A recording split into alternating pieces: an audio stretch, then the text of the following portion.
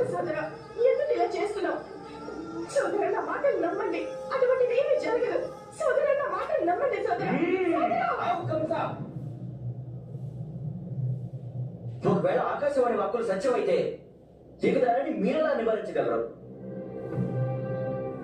ఒకవేళ అది అసత్యమైతే దేవకి ప్రాణాలు తీయవలసిన అవసరం ఏమిటి?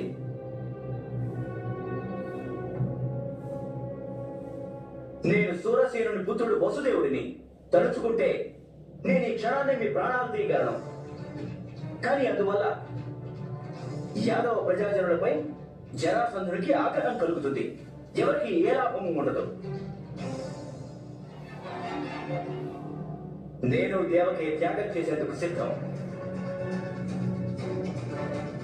మీరు ఇప్పుడే మమ్మల్ని బంధించండి కంస మహారాజా. మీకు నేను వాగ్దానం చేస్తున్నాను కంస మహారాజా, మమ్మ విముక్తులను చేసేందుకు ఆ హస్తినాపురి మీ పైకి దండెత్తి రాదు, అలాగే కుంతి భోజము రాదు.